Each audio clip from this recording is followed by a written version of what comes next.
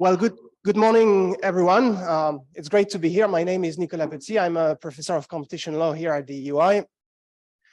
On behalf of my colleagues David Thies, Bo Hayden, and Thibaut Skrepel, I'm very happy to welcome you here in Florence for the first conference of the Dynamic Competition Initiative, DCI.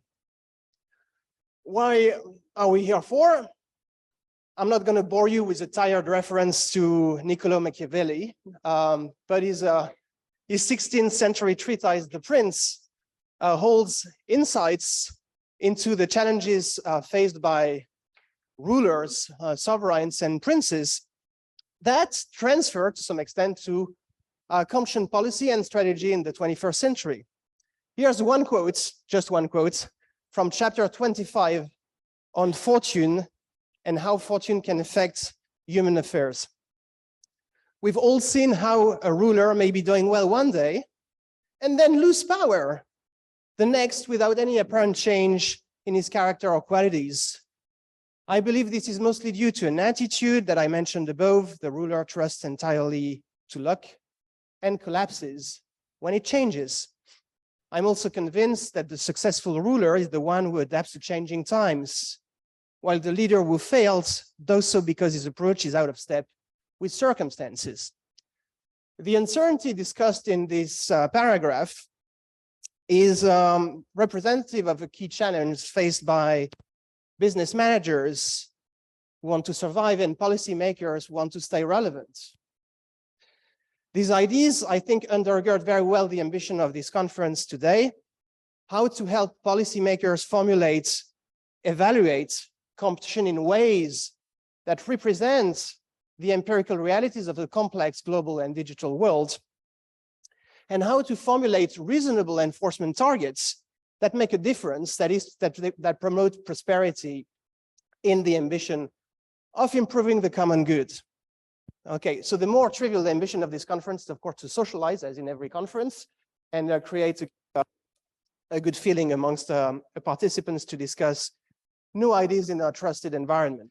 So I don't want to be too long, so I will hand over immediately to the European Dehousse, who has very kindly accepted to make time to introduce the conference and the Dynamic Competition Initiative. I want to personally thank Renaud for our efforts to move the policy-making discussion at the EUI, especially on everything that relates to digital matters. We are involved in a very large brainstorming exercise trying to think about what is the identity of the EUI digital policy. If you have any feedback, hints, or good ideas to share with us, please come to us. Renaud, you have the floor. Good morning, everyone. I think I will speak from here because my experience of this lovely room is that the acoustics aren't always as good as they should be, but that's the downside of living in such beautiful premises. I mean, we're here courtesy of the Italian state, which has set aside wonderful buildings for this institute, but there are limits to what we can do inter alia when it comes to technological adjustment, where there are very severe constraints under which we operate. It's a great pleasure for me to welcome you all here, and it's a real pleasure to see that this large refectory is filled with people eager, I'm sure, to discuss the many important issues that feature on your agenda. Now, I'm not going to tell you what the agenda is and how important it is. You know it better than me.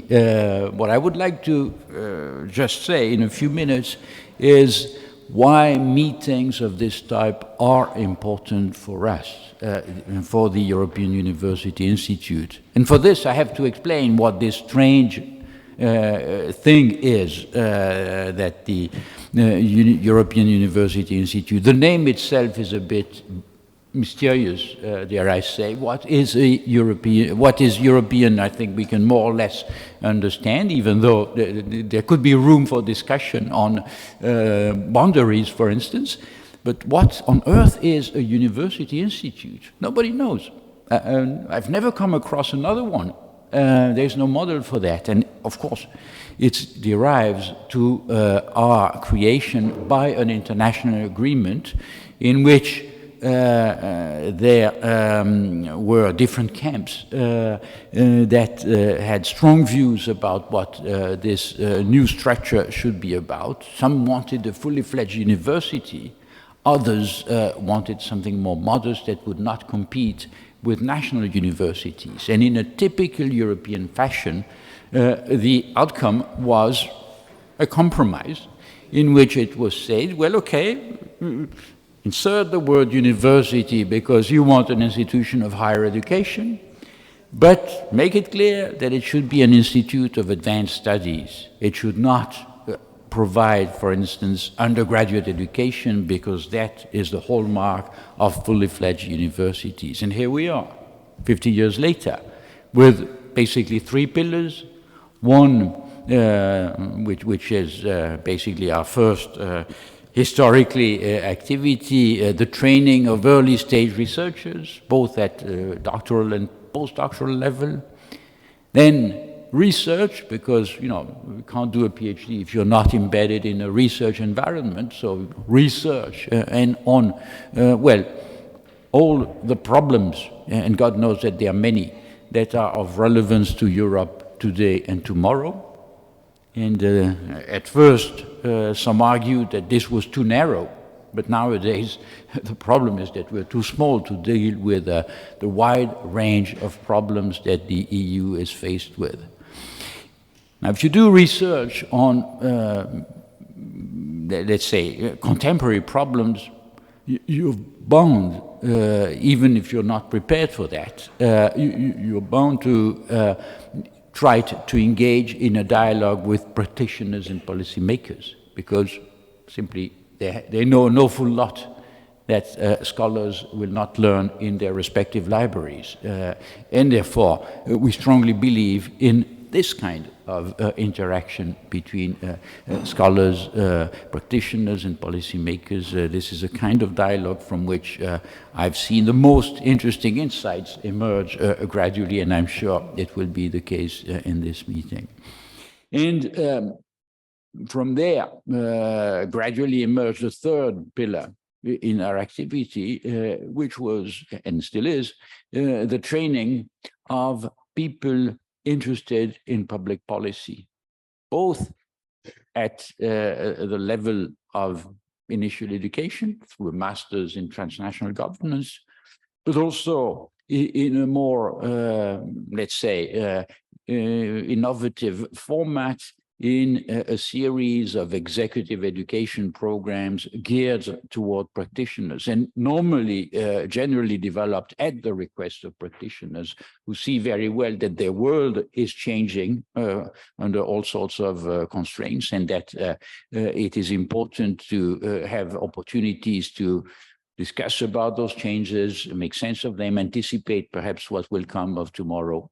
That's our mission. So for all these reasons, you see, there's a very good fit between the kind of, let's call it, conversation that Nicolas and his colleagues have wanted to launch with this initiative. And I should say the fact that this is done in common with two prestigious partners, first the Haas Business School, then the Vrije Universiteit Amsterdam, is also a good illustration of the way we proceed. We're a small institution. On our own, we can't cover all the many topics that we want to cover, hence the need of networking actively, whatever we do, whether we talk of teaching, of research, or even, let's say, policy dialogues of some kinds. We never work on our own. It's so much more fun if we can rely on the expertise of learned partners. And I kept for the end an important aspect for, let's say, that's really, I was pleased to see in the conference program, which is the participation of young scholars. I said earlier on when when talking about the Institute's mission, that research for a PhD program is not something that can be conducted in the loneliness and by being severed from any ties with the outside world. Here, our young scholars have a unique opportunity to learn from the top level participants in this exercise, and this is something that is extremely valuable. So I do hope that you will reserve a positive welcome to the ideas that they will put on the table. It's important for us. It's important for the kind of thing we want to do here. Thank you very much for joining us for these 2 days. I hope you will enjoy the discussion in this framework. I have to apologize because, as you may imagine, I have other duties to attend to, and I will therefore have to sneak out after a little while. It's not because of a lack of interest in your discussions, but simply there are other things that I must pay attention to. But I do hope that, as said, you will enjoy these extremely busy days of discussion, and that this is only the first in a series of successful meetings. Thank you for your attention.